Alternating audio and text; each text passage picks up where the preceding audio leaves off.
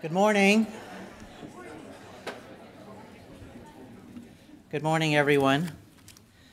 Welcome back. I hope those of you who were here yesterday for the workshops, you could sing along with Roy Peter Clark if you got to do that, and last night if you were able to see the Alex Gibney and his film Client 9 and the talkback that he did.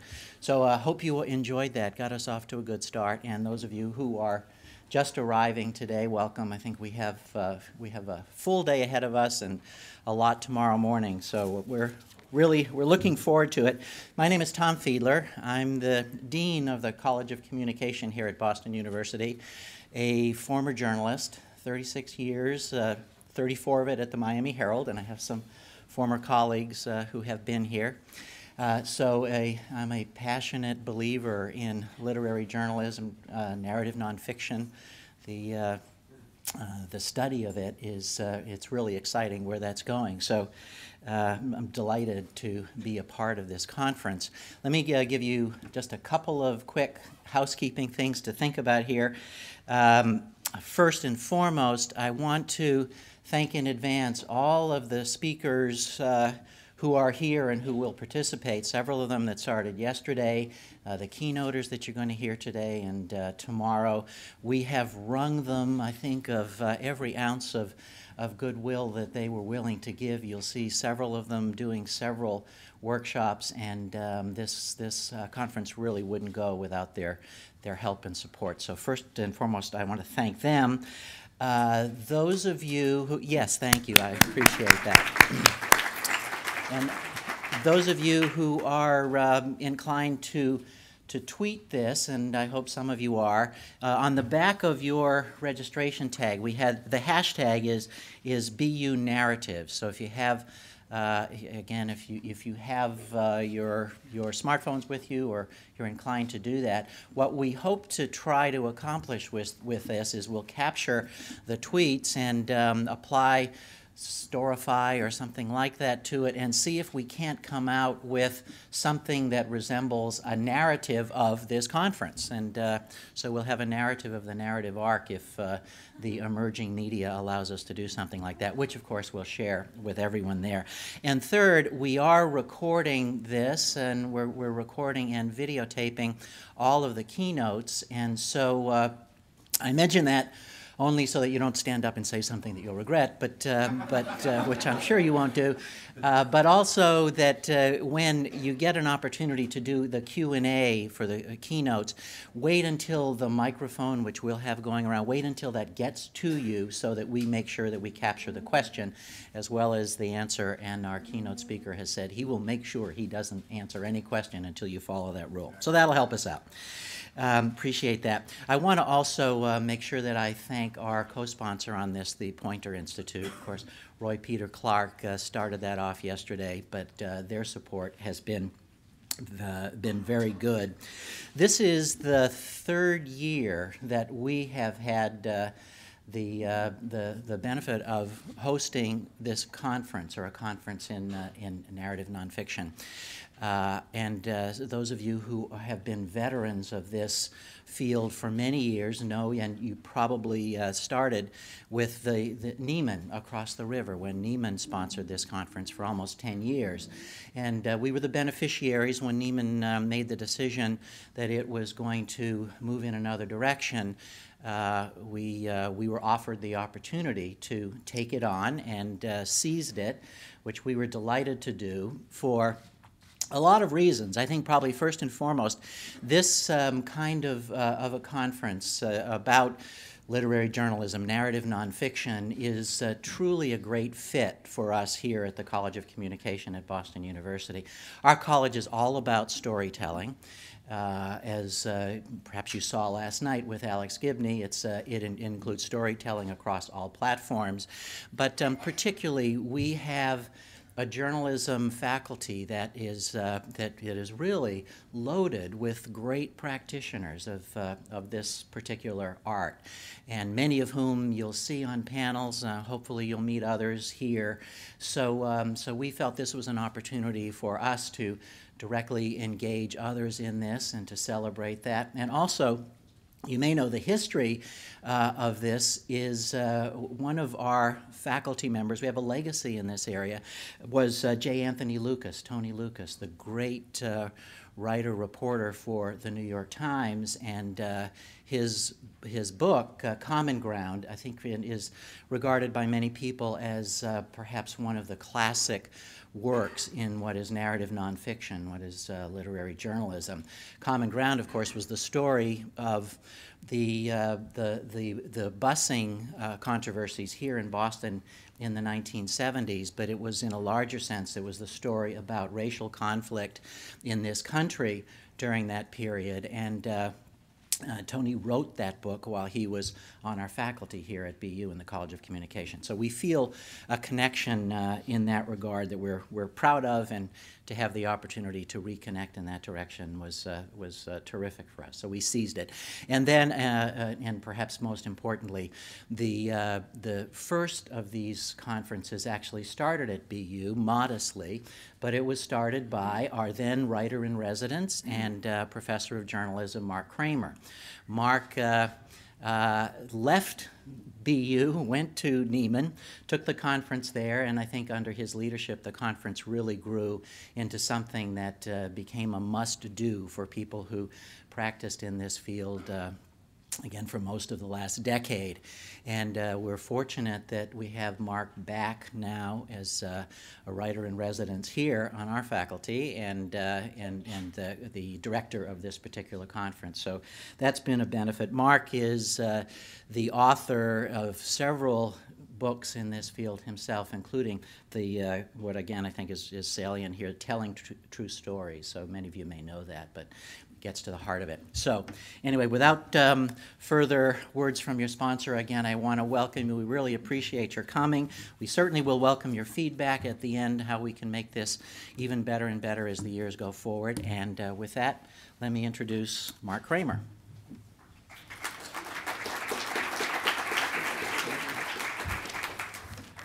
Can you hear me? And back? Okay, first let me offer an announcement about a program change that may be of interest to you. After Dean Starkman's talk, which I'm very excited to hear, come workshops, and the second one on your list, revising before you begin selecting, defining, and refining topics, has changed staff. The 4 people presiding there will be John Tayman, Amy Marcus, Dan Grossman, and Roy Peter Clark. And I think it'll be a very good session. It's a question we don't often actually ask. How do we know that this is the center of the story? I want to take this chance, since this is, I would say, the beginning of the total convening of the group, to wholeheartedly thank a dozen or so people by name whose expertise, time, and care have made possible this convergence today on serious business. I want to thank Maureen Clark and Lauren Glazer and Alison Morocco and Kim Relic, John Sumas, Safura Rafzada, Sarah Testa, Bill McKean, Paul Schneider, Roy Peter Clark from Poynter, whose co-sponsorship has been invaluable. And I especially want to thank the men you just heard, Dean Tom Fiedler, who's provided the canvas, the resources, and welcome to Boston University on faith and principle. And that goes a long way. I hope I'm not leaving anyone out. It's a complicated thing to get 300 people to do what you want instead of what they want. And it takes a lot of doing. I also want to thank the extraordinary group who've signed up and traveled here from as far off as Moscow and Copenhagen and Madrid and Mexico City and most parts of the US, including Alaska. Thanks to our speakers, who are, on the topic of this conference, as much explorers as you all are. We're in this one together. When you have a chance to chat with those around you, as I'm sure you have by now, you've been discovering that an incredibly imaginative, experienced crowd has gathered. Scores, hundreds of people here with who themselves would be fascinating presenters. You notice that the speakers are presenting for about half of each session, And the discussion has been unflagging. Some of our international visitors have been surprised that if I've always noticed over the years that if the speaker somehow chooses a wrong level of sophistication, as soon as the question period starts, the crowd brings them right up to speed. It's a gathering for sharing. We are on new ground here, and we're mapping it together. We're here to inquire and understand where we've come to and where we're heading. We've sprung from the narrative journalism movement of the last quarter of the last century and admire its virtuosity, comprehensiveness, competence, robust civic-mindedness, highly developed craft skills, social responsibility, and ethical discernment. All of that was built in a world of print, public radio, and film documentary, all of which is melting around us. The new digital media supplanting them are not simply new sorts of typewriters or cameras. They're owned differently, reached differently, represent different opportunities and cost structures, and are for the most part ageographical. They fit into public use and life and business structures differently, challenging the civic role and literary roles built into the old order. Yet, we as a society need candor, humanity, the stories that define us and that we have come here marks us as among the practitioners who feel that obligation most keenly. We're here to figure out how to go on, how to do good work, how to go on with grace and with style and with fulfilling the mission of a free press in challenging times. Thanks for coming. Dean's going to be introduced by Bill Kurtz, professor of journalism at Northeastern.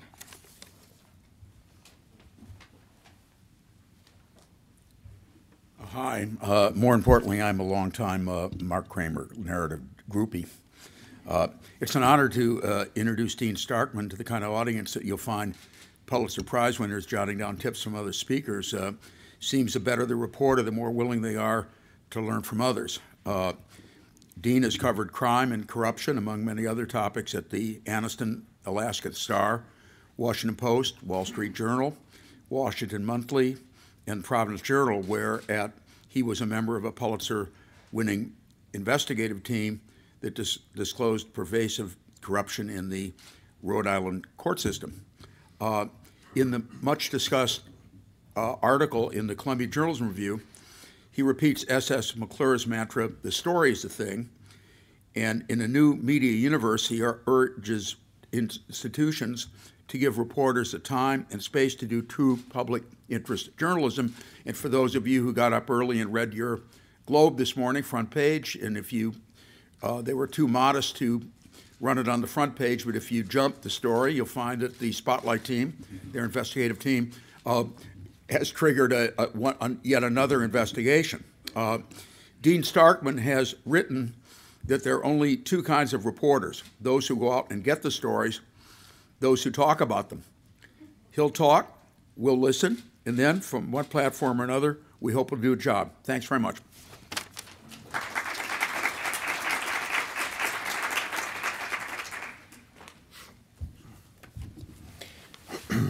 Good morning. Can you hear me okay? Good. I want to thank Bill, Dean Fiedler, especially Mark Kramer. It's an honor to be here. It almost goes without saying to speak about this particular topic to this particular group. So I'm going to open with a quote from a great Bostonian, an American historical figure, Ram Dass, who often says, I'm not here to tell you anything new. I'm here to remind you of things you already know. He would probably add Om.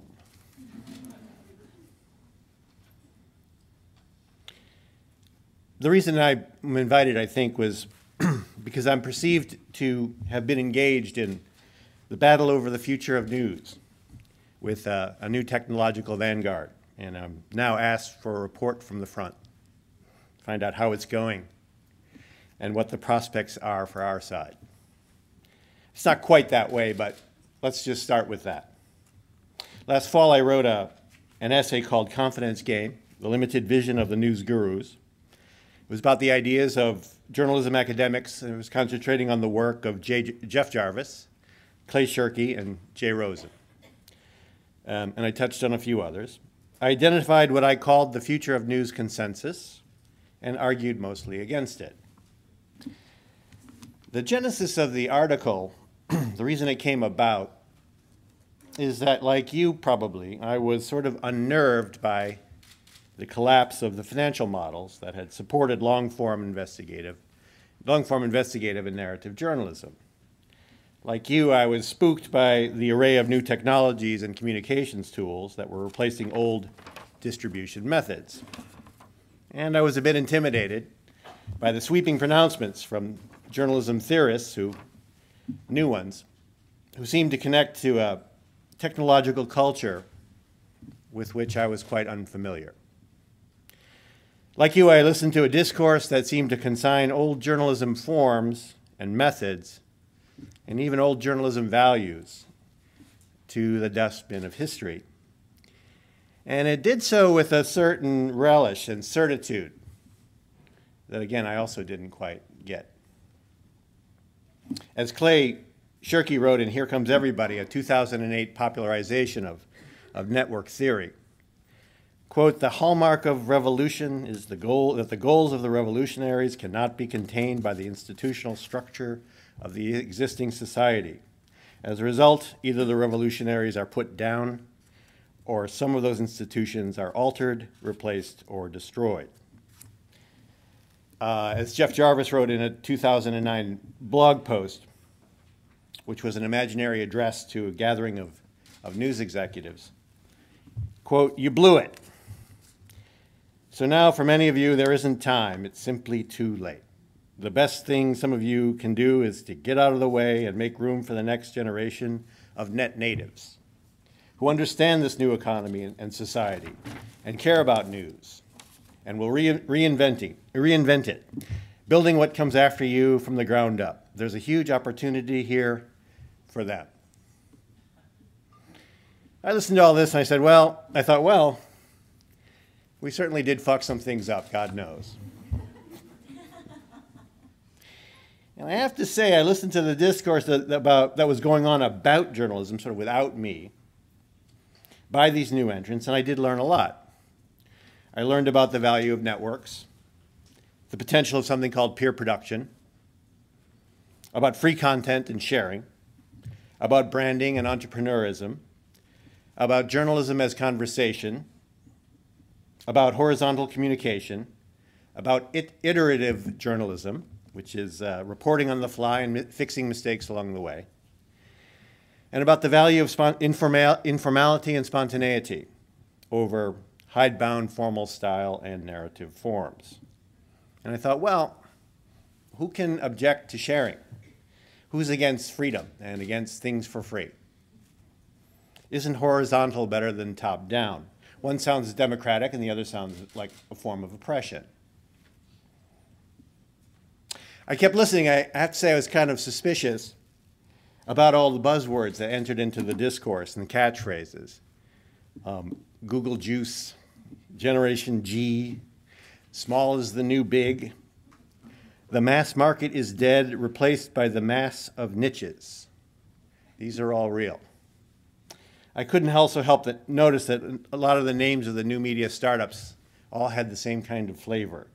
Last week there was a conference at the Paley Center of some new media companies, and their names caught my eye. One was called Newsit, Contently, and Engagio.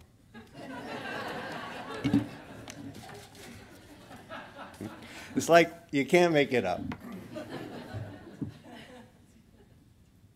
We laugh about it, but there actually is an element of marketing and management consultancy, okay, mixed in with a lot of the very heartfelt new media thinking that that bears keeping in mind and keeping an eye on. Anyway, I was listening to all this discourse, and probably like you, I kept waiting to hear about things that I cared about. So what about public interest reporting? What about long-form investigative narratives? The thing that's expensive and time-consuming and risky and stressful. But it's also the thing that exposes wrongdoing, clarifies public understanding, sets agendas, holds powerful institutions to account, and generates reform. What about that? Where does that fit into this new world? Never mind how to pay for it, that's another question. But just what about it? Isn't that important too? For some of us, it's not just important, it's the core. It's the key value around which healthy news cultures are created. It's the point. So I started to read the future of news literature, and I read and I read and I read. These folks write a lot. And I couldn't find much about it, and I think I know why, and I think I'll try to explain later. But that thing, the long-form narrative, the expose, the investigation, the thing we do, it didn't fit into what the new media adherents call the conversation. What I also noticed in my reading was that while we were given to understand that the old order was not only failing but discredited, in fact failing because it was discredited, something that's actually quite false, the outlines of this new order were still rather hazy. As Shirky wrote in an essay now 3 years old, if the old model is broken, what will work in its place? The answer is, nothing will work, but everything might. Now is the time for experiments, lots and lots of experiments. Now, as I mentioned in my essay, most of the most influential works in Future of News Theory, Shirky's Here Comes Everybody, and Cognitive Surplus, and Jarvis's What Would Google Do, all dated from 2008 to 2010, which many of you no doubt will recall was a time of maximum panic in the newspaper business and in the media business generally. People think of the media's great reordering slash meltdown as occurring sometime after the tech wreck of 2000, accelerated by Google and Craigslist. And that's true to some extent, but John Morton, probably the best newspaper analyst, ran the numbers, and he demonstrates that the most shocking plunge in values came surprisingly late, around mid-2007. That's when revenues, which had been edging down, really fell off the cliff, and stock market values of news organizations plunged. The Journal Register Company, for instance, which publishes the New Haven Register and hundreds of other smaller papers, or at least 100, fell more than 99% from its stock price fell more than 99% from the start of 2000 to the end of 2009, when it finally filed for bankruptcy and was reorganized. It was during this period that what I call the future of news consensus took hold and gathered force, and when what I guess I'll have to call traditional news values and forms were in full retreat. So this financial rout was accompanied by what only can be called an ideological ass-whipping. Now, of course, I think the triumphalism was premature, not to mention not always very nice. But in a couple of key ways, it was also misguided. It was misguided in that it sought to throw out not just the bad things, but everything. Not just monolithic news organizations, not just Murdoch and Gannett, not just he said, she said journalism, not just horse race journalism and bureaucratized play it down the middle journalism, but and not just quasi-monopolistic business practices either, the gouging classified and display ad rates, the phone ringing in the newsroom that nobody ever picked up, the letters to the editor that went into a black hole. Those are all worthy of being tossed out, but they wanted to throw out everything, including Ida Tarbell and Sam McClure and Walter Lippmann, Barney Kilgore, the great Wall Street Journal editor, Wall Street Journal leaders, A-heads, Bob Greene's investigations at Newsday, and the investigative reporting renaissance that he led, and the great long-form narrative movement of the 80s, 70s, 80s, and 90s that led by folks like Roy Peter Clark and Mark Kramer. Now, I don't think this new vanguard meant to throw all this out, but there was just a lot they didn't know. there was a line of tradition that someone needed to trace and explain. So we're supposed to be storytellers. So let's construct some narratives. As I wrote in my, my piece, Confidence Game, FON, Future of News Thinking, FON for short, has its roots in the non-journalism academy, particularly in the notion of the so-called peer production. This is the participation of citizen amateurs in previously professionalized activities. It's based on ideas promulgated by Yochai Benkler here at Harvard and Henry Jenkins at Stanford, Shirky himself.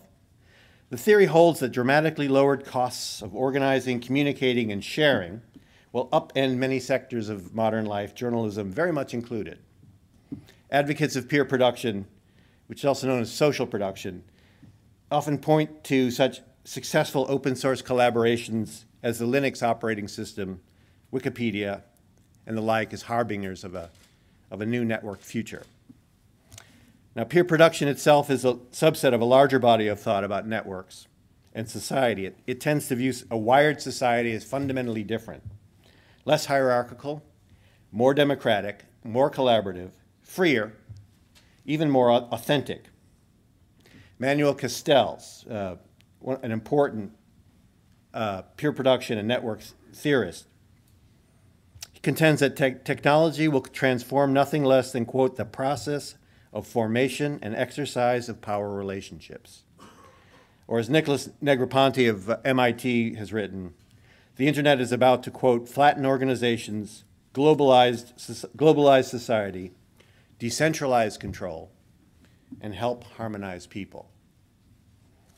Now, if some aspects of peer production theory and its future of news offshoot sound familiar, this anti-institutionalism, this communitarianism laced with a bit of libertarianism, this millennial age of Aquarius vibe, a certain militancy. Some scholars have traced its roots to the 1960s counterculture.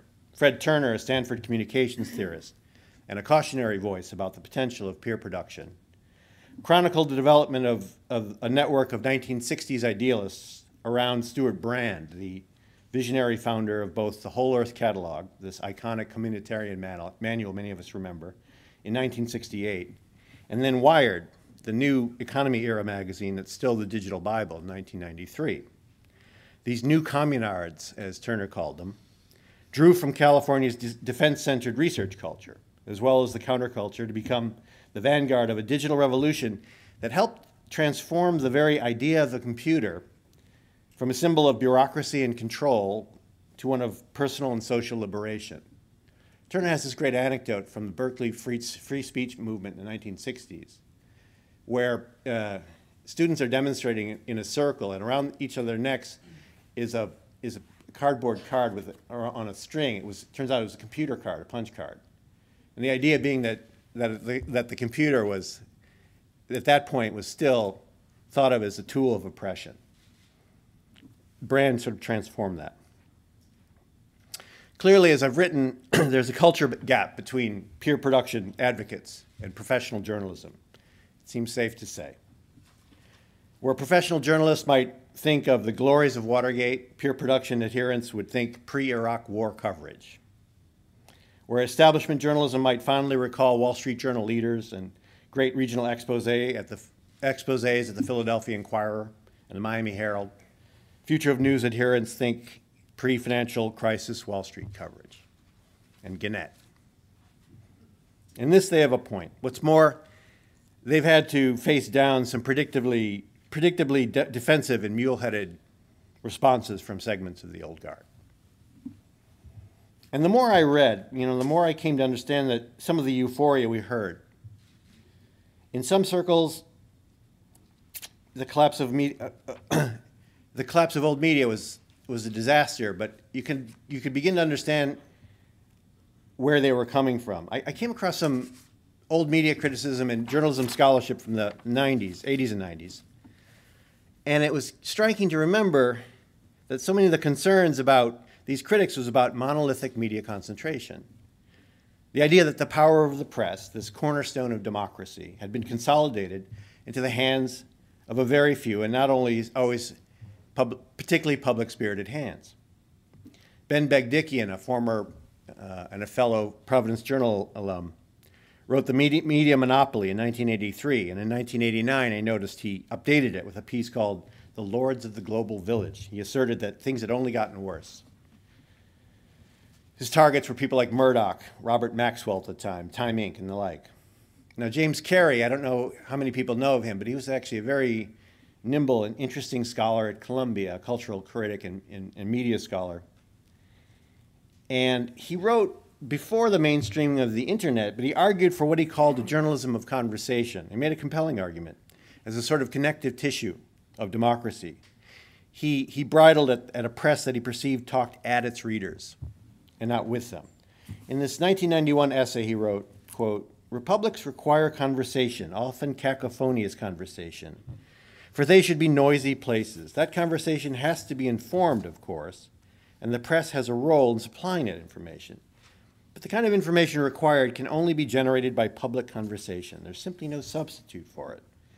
A press that encourages conversation of its culture is the equivalent of an extended town meeting. However, if the press sees its role as limited to informing whoever happens to turn up at the end of the communication channel, it explicitly abandons its role as an agency of carrying on the conversation of the culture." He goes on to say that such a press treats its readers as objects rather than subjects of democracy. And you see a lot of Carey in the future of news discourse. Now, many of us, or some of us anyway, are old enough to actually be working inside the monolith, and so it's harder for us to know what it felt like on the outside. So reading these critics, I got this image in my head. It reminded me of a time I was home from college in the summer. I grew up in Evanston, Illinois, and we were passing Dyke Stadium, the football stadium where Northwestern plays, and the lights were on. So we snuck in to play Frisbee. And so here we were sort of flinging the Frisbee around this professional type stadium. And there's nothing more exhilarating than that. It was just a thrilling feeling. Sort of drifting under the Frisbee without having to look down for potholes and type of thing. And it struck me that this must be what it must have felt like. You know, all the old, when the old media collapsed, all the fences had come down, and everyone gets to play. Everyone gets to run around on the field. In fact, in an email exchange with a new media thinker, he made a joke that he and his cohorts were the guys cutting across Bill Keller's lawn. And I understood where he's coming from. But my sense, certainly when I was writing this piece last summer, was that the debate actually had gotten kind of stuck in that phase. The fences had come down sometime around 2007, and here we were 4 years later, and everyone was still running around the field celebrating, maybe tearing up a few divots. Not enough hard intellectual work, certainly in what I had read, had been done to advance the discussion. So, okay, let's say we didn't like the old system. Let's say we want to replace institutional journalism with a networked model. Okay, but what will the network system look like? Now, peer production has had its notable successes in other fields, but does it work for journalism? Will it cover, for instance, Providence City Hall? But more importantly, from my point of view, is this: will it be able to produce great stories? It seems to be a hole, and not a small one, in a peer-produced model of news. Stories are what journalism does, isn't it? You know, and my sense was that it really didn't have great stories, and more worryingly, it didn't seem to have any way to produce them. Now, I say this not as in ha-ha, like you can't do that. I say it because it's a critical problem. I've written that a centralist model for enterprise journalism is having trouble producing great stories for the same reason that Here Comes Everybody wasn't written by everybody. Important books, like great journalism, requires authorship, a power journalists require and deserve at least as much as academics. Can this Plan B model support authors? If so, great. But as I've asked, how exactly? Now, the larger question looming behind this entire debate is whether the Future of News consensus believes that the story really is the thing. That is, whether it believes in the centrality of the great story. I'm happy to have that debate. But as I've said, relegating the story to the margins of journalism would be a bold position for any journalism academic to take. This brings me to McClure. So, in a book I'm researching about press failings and during the business press failings during the run-up to the mortgage crisis, I've been digging in a little bit to the old Muckrakers to see what they had to say. And you meet these interesting characters, and McClure was a very peculiar fellow. He was considered by many people to be a genius, but he was also this impossible boss. He was a fount of enthusiasms. He was forever steaming in from Europe, throwing the office into turmoil at McClure's with schemes, ideas, and editorial changes. One of my favorite quotes is what he told Lincoln Steffens one day. "I can't sit still. That's your job, and I don't see how you can do it." This is true. Staffers would literally rent hotel rooms to hide so they could finish their stories, but he would always find them.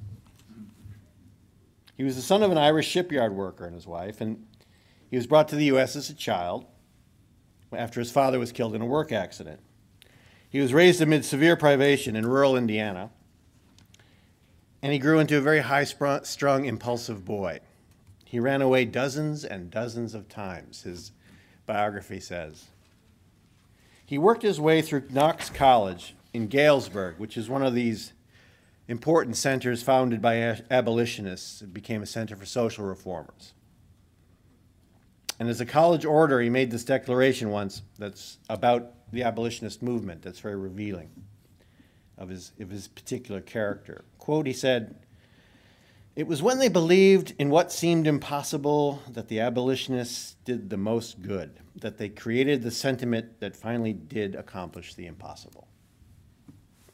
Now, modern journalists, I would suggest, have an ambivalent relationship to the Muckrakers, and it's understandable to some degree.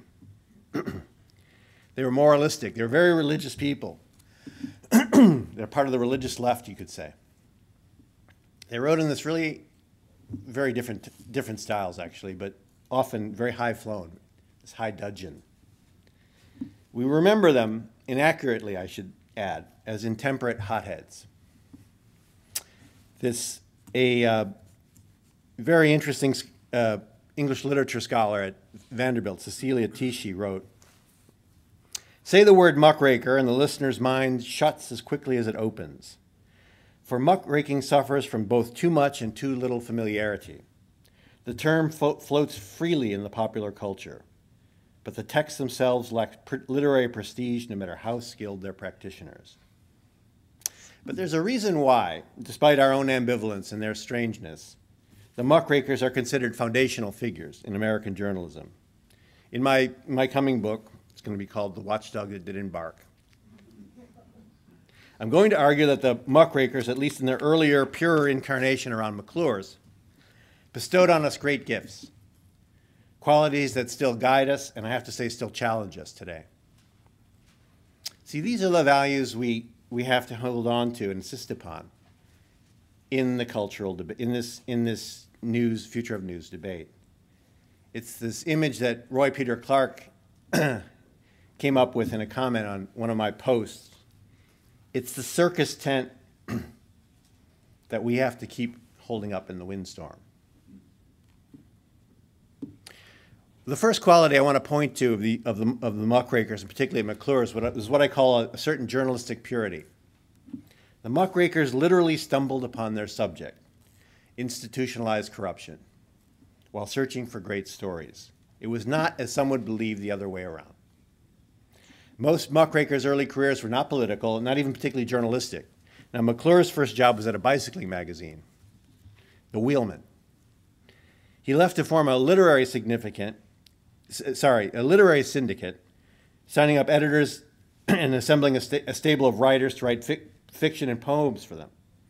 When he started McClures in 1893, it was because he had collected 2,000 unpublished manuscripts, most of them fiction, and figured he could sell this public on a new literary style, realism, while undercutting the likes of Harper's and The Atlantic on price.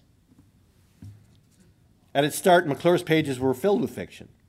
An early contributor was Arthur Conan Doyle. He was also an investor. Stephen Crane, Emile Zola, Rudyard Kipling, Mark Twain, Jack London.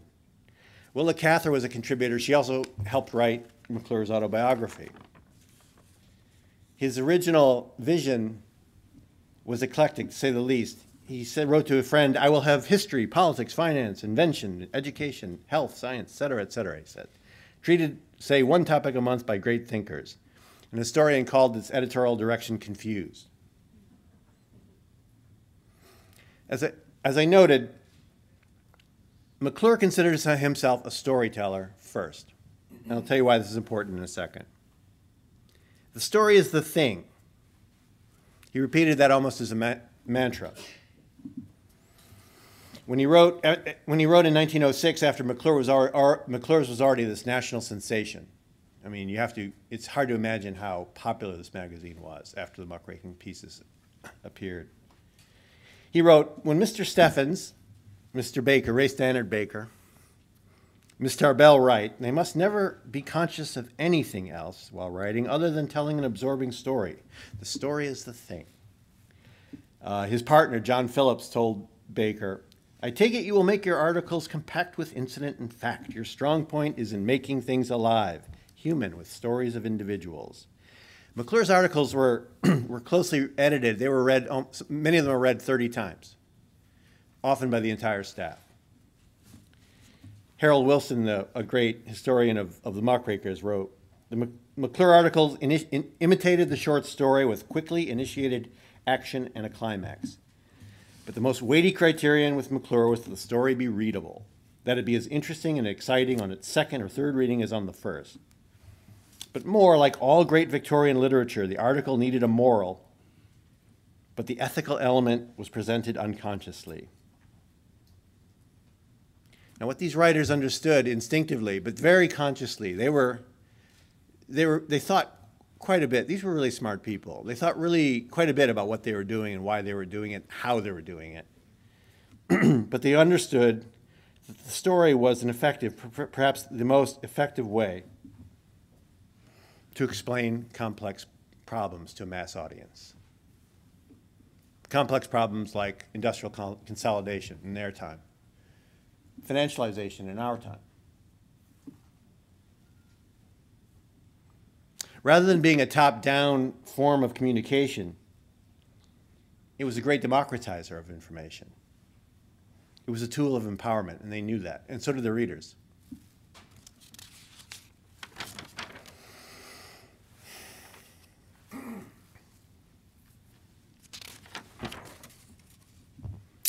A second quality they brought was a fidelity to facts. This is something we recognize. And fact gathering. The Muckrakers were hardly the first to practice the journalism of exposure, but McClure and Tarbell and their cohort, they brought qualities that particularly matched the sensibilities of their audience, with Middle Western, middle class, well-educated.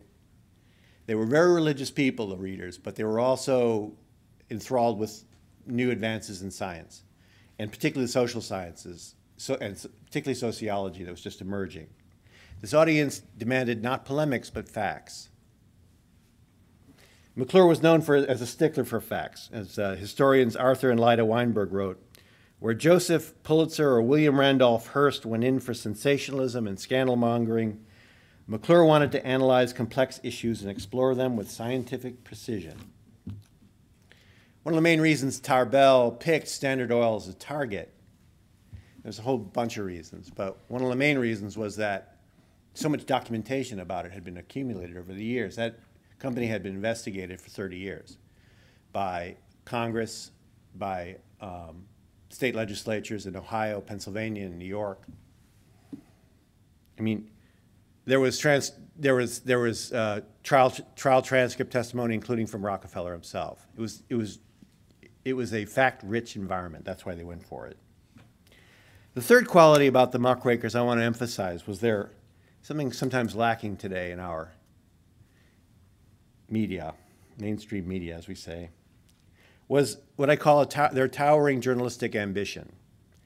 Now, the Muckrakers steered directly toward the biggest, hardest problems. In Tarbell's case, it was industrial consolidation. In Steffen's case, it was political corruption. And they didn't shy away from the most powerful institutions. Standard Oil was one of the most powerful, was the biggest corporation on the face of the earth. Rockefeller was the most powerful people in the country, one of the most. J.P. Morgan, Carnegie, a couple of others, but these were the targets we're talking about. Fourth, and aligned with the third, the Muckrakers recognized the importance of agency.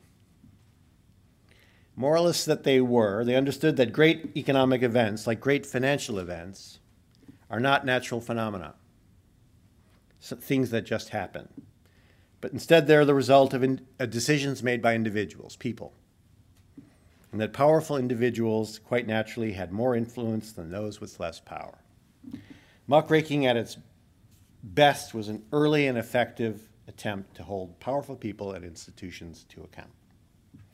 The epigraph to Tarbell's book version of the history of the Standard Oil Company has this quote from Emerson: "An institution is the lengthened shadow of one man." Finally, McClure and the Muckrakers, after a fashion and without intending to, crafted what I think can be called a journalism ideology, or at least it's my ideology. It's the ideology of anti-corruption, which is a cornerstone and keystone value of American journalism to this day.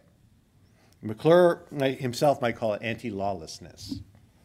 In 1903, the January 1903 issue of McClure's is considered this landmark, almost a starting point and a high point of muckraking, because it had three articles in there that are all quite remarkable. One by Baker, one by Steffens, and one by Tarbell, part of her series. The thing about it was McClure himself realized only at the last minute what had happened. This was random. And he wrote this editorial to explain and to reflect on the meaning of why there were three stories about corruption. Baker wrote about union violence against non-union workers. Kind of interesting in the sense that it was certainly not a lefty kind of issue. In fact, it was his article was called "The Right to Work." Steffens was writing about the shame of Minneapolis. So and Tarbell had her second installment of the Standard Oil series, which is actually quite amazing. So he wrote this editorial right at the last minute. He goes, "We did not plan it so. It's a coincidence that the January McClures that include such an arraignment of American character as should make every one of us stop and think. Capitalists, working men, politicians, citizens, all breaking the law or letting it be broken. Who is left to uphold it?" And in an appeal to what was then developing as a new idea of the public interest, he answered his own question. There's no one left, none but all of us. It's worth noting that Tarbell never condemned Standard Oil for its size, only for its lawless acts, chiefly colluding with railroads in illegal deals to drive out competitors. She had no trouble acknowledging the genuine achievements of Rockefeller and his cohorts, and devoted an entire article to call it, the title of which was "The Legitimate Greatness of the Standard Oil Company." It was the very fact that it could have succeeded without resorting to illegal acts that so exasperated Tarbell. She wrote in her memoir, "I never had an animus against their size and wealth, never objected to their corporate form. I was willing that they should combine and grow as big and rich as they could, but only by legitimate means. But they never played fair, and that ruined their greatness for me." I love the way she writes. She's so moralistic. What can I say? Speaks to me. Richard Hofstetter is an amazing historian. He wrote in the 50s. He wrote something called The Age of Reform, which is considered actually to be kind of an anti. It's supposed to be considered to be quite critical of both populism and the progressives. But he wrote some of the best stuff. It's as if he was a journalist. He wrote the best stuff about the Muckrakers. In this passage that really resonated with me, particularly after my experiences, I was in Providence Journal for 10 years and did a lot of public corruption stuff. He wrote, it was their willingness, he was trying to explain the Muckrakers' immense popularity. He goes, it was their willingness to root out, it was their willingness not merely to name the malpractices in American business and politics, but to name the malpractitioners and their specific misdeeds, and to proclaim the facts to the entire country. Because of the Muckrakers, and this really resonated with me, it now became possible for any literate citizen to know what barkeepers, district attorneys, ward healers, prostitutes, police court magistrates, reporters, and corporate lawyers had always come to know in the course of their business. The thing about corruption often is that it's a secret only to the public. In my book, I'm going to discuss how muckraking qualities and values were incorporated into mainstream media, including, by the way, business media, particularly after World War II, via the people like Clark Mollenhoff, a great investigative reporter, worked at the Des Moines Register, Bob Greene I've mentioned, and this rise of what was then called neo-muckraking in the 1970s, and this investigative reporting movement.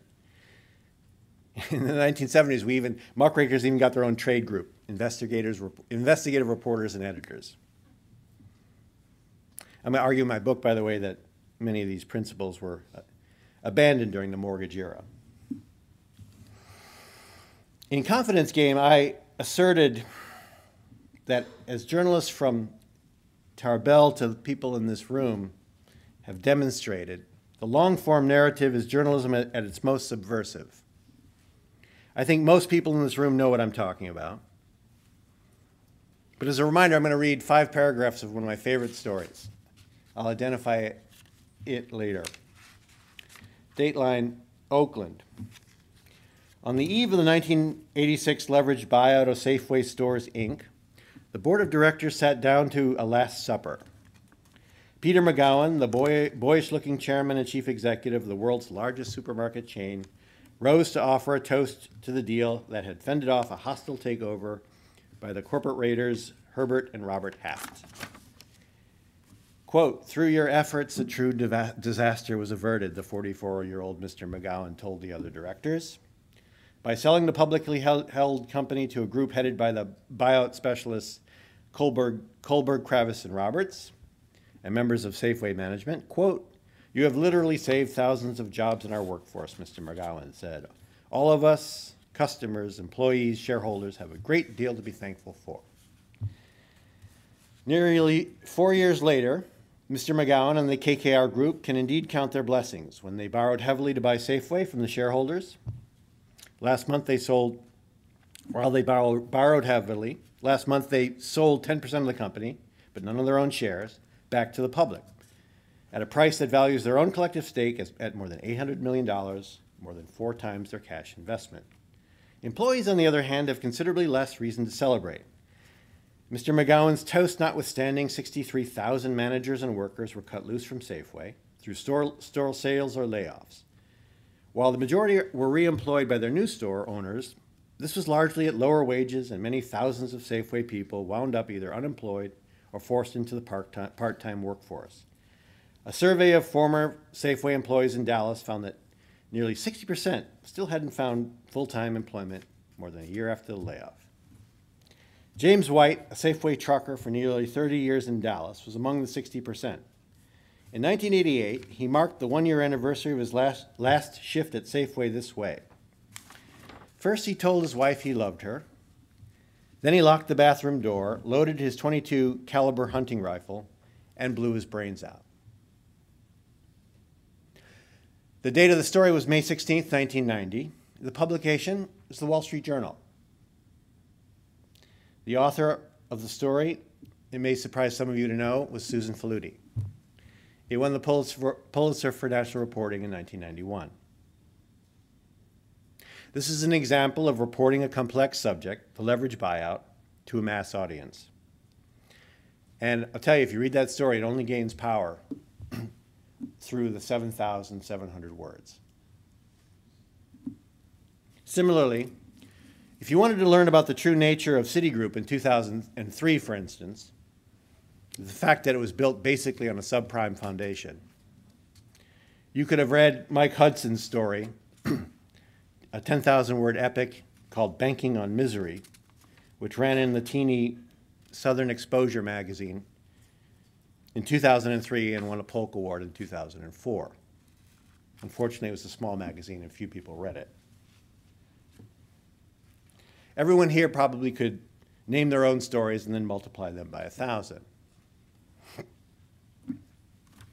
In his description of the conference, Kramer wrote that its purpose is to, quote, recognize the civic, ethical, political, and literary achievements of the finest storytelling journalism.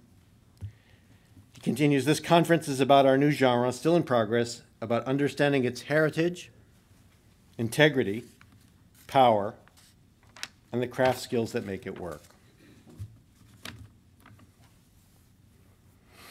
My purpose, as I said at the beginning, was to remind you of things that you already know, namely that the remarkable democratizing power of the narrative. And it was also to report back from the future of the news debate, and to tell you that it's going to be okay. Maybe better than okay. I sense that the first phase of the debate, the triumphalist phase, is coming to a close. I see fewer people running around the field.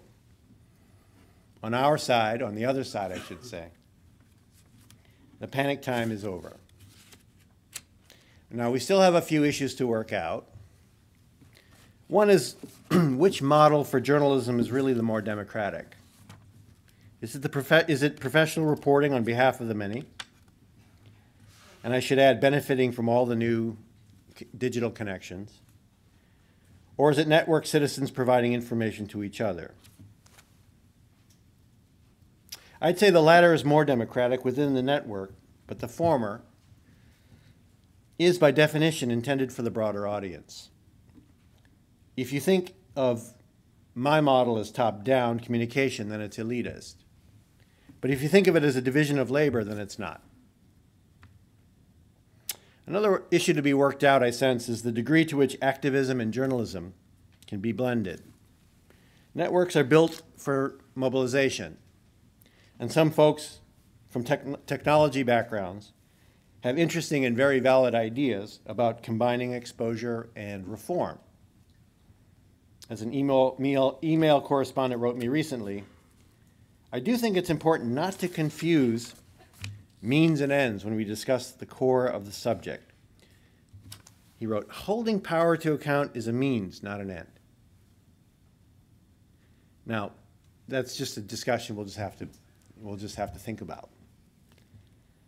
Now, we should also recognize, of course, that there's not a small element of status struggle in all this. You know, I'm pushing a model in forums that place professional journalism and journalists at the center. That's me. The new entrants, I'd gently suggest, are pushing for one in which technically grounded folks are acting as nodes for a new type of communication. And that's what they're good at. But it is certainly time for people who believe in the power of the narrative to respectfully but firmly insist on its place in the new digital landscape. I'd put it at the center. But the fact is, the more you learn about the new technologies, the more you come to understand what a promising time this really is.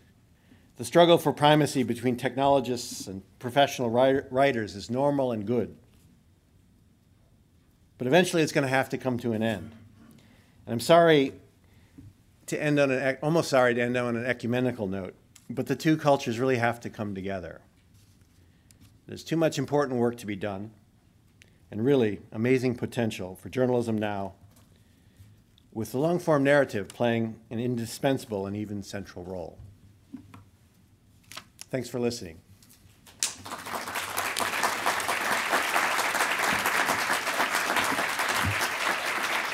we've got time for some questions. No, as a old media practitioner, I'm refusing to take any questions. I won't be engaging with you at all. No, of course. I'm asked to. Are there mics around? Yeah, remind you, since they want to capture everything, don't forget to speak into the mic. Okay. And thanks for standing up also. Do that. So it was a really provocative talk, and I read your piece last year and remember being really kind of found it very thought-provoking.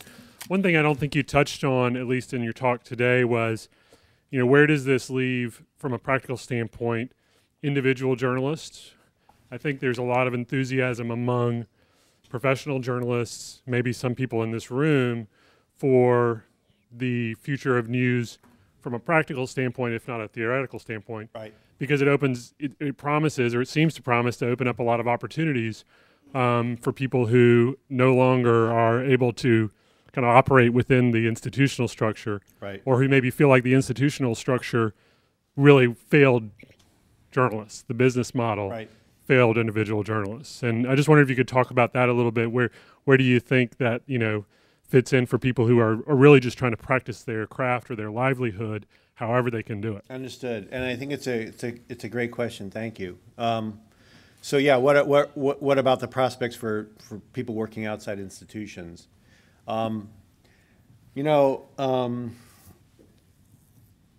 It really gets to sort of some of the more nitty-gritty issues that we'll be dealing with in another panel about how to pay for all this. There's two things come to mind. First, some of the best journalism in American history was done outside of institutions. In fact, done because the reporter had to leave the institutions. The ones I mentioned in some posts were I.F. Stone and George Seldes and Seymour Hersh.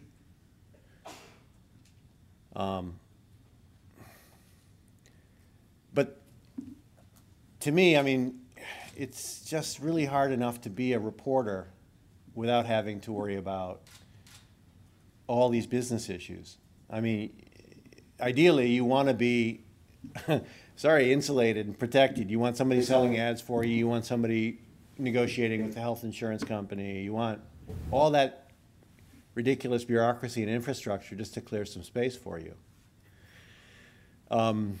It's not like the issue isn't really whether or not we want people to be going, to be on the outside of institutions. They already are. Institutions are collapsing. They're going to have to try and figure out a way. Really, the question then becomes really the question across the board. Once we've decided what we think are the kind of journalism we want, the question across the board is how to support reporters working both inside institutions and out. And that's a whole other discussion. I don't have any special answers.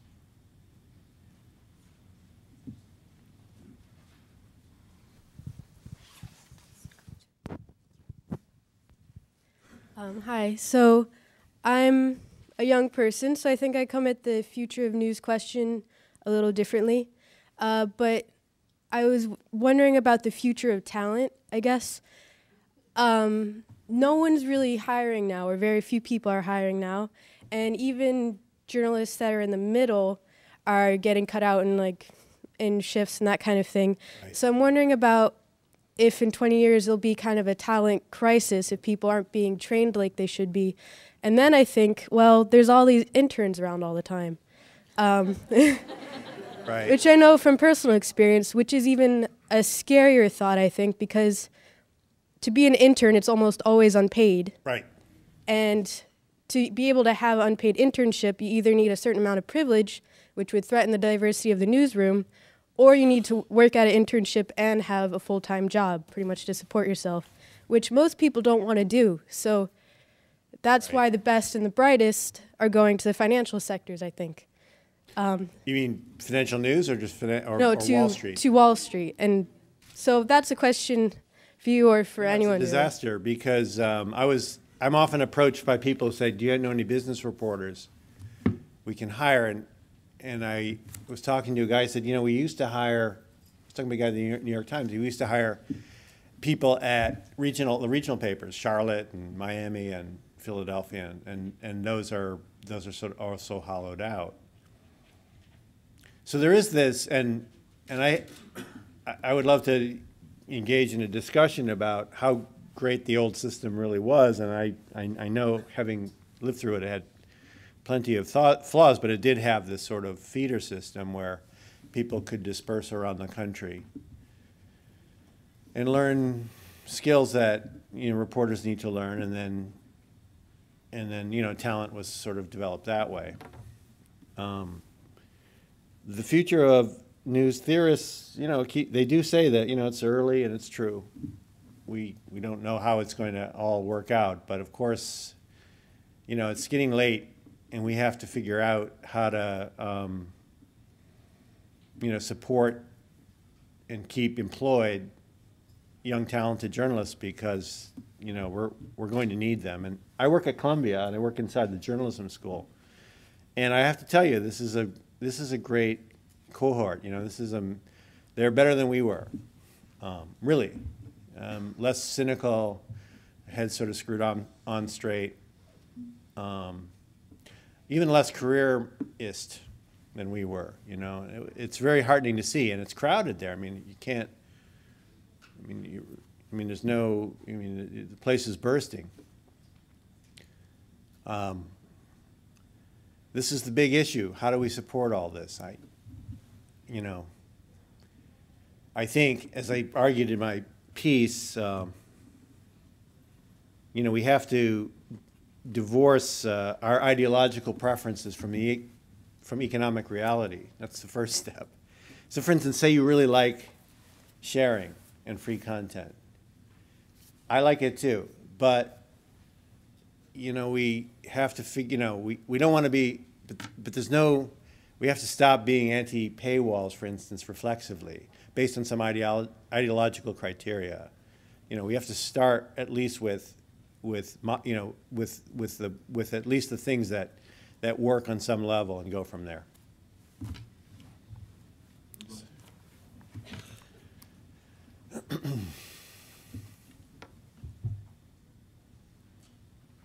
Yeah, I was curious. How much of this do you think is a question of educating the technologists? I mean, I'm speaking from personal experience. For the past 3 years, I've been working at CERN, the birthplace of the World Wide Web. I'm sorry, where? CERN, it's the home of the World Wide Web, CERN. Great. Yeah, the building. Shows what I know. Yeah, the office across from me is where Tim Berners-Lee developed it. Right on. And everything is supercomputers, volunteer computing, everything else. And my battle all the time, as the sole writer among thousands of physicists and computer scientists, is explaining the difference between long-form investigative piece, like a Watergate thing, right, and a tweet. To them, if it takes 5 minutes to read, it must only take 5 minutes to write. Yeah, interesting. No, this is a great thing. I mean, the fact is that there are, since you know, I mean, since you work in that particular environment, you probably have a lot to tell us about. But, you know, the more you see, the more that, you know, the sort of you're definitely dealing with two different cultures. I was talking to somebody who's now in journalism and has really interesting ideas. His background is at Adobe. But he has very, very strong and heartfelt and interesting ideas about what journalism is and should do, and doesn't look anything. Well, there are some points of intersection. So it's this kind of cultural gap that we all kind of have to work to close, because I guarantee you that people who believe in social media and new technology and new forms are, you know, they're not our foes. You know, any temptation to devolve into academic sectarianism, you know, has to be resisted at all costs, because it's crazy. Sure, there's going to be a struggle for primacy. Sure, there'll be a fight over resources, that's okay. But you know, obviously we have bigger fish to fry, and together, really, I'm sure you would agree. There's some pretty interesting things to be done, things that I'm just learning about now. Please. Excuse me. Can we? We're just about out of time. Let's have one more short question, please. Talk to you after. Okay.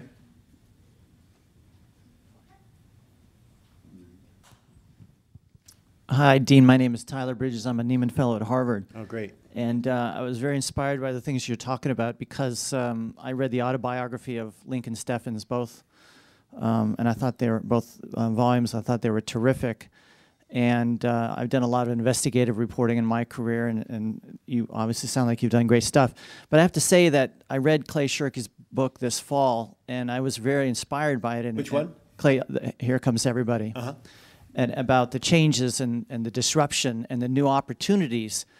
And I'm looking at creating, when my Nieman Fellowship ends, an online site in Baton Rouge because of the decimation of coverage in Louisiana of state politics and state government and public policy. And I absolutely want to have investigative reporting on my site. That's what I've done. I'm moved by it, I think, in a lot of the same ways you are. Sure.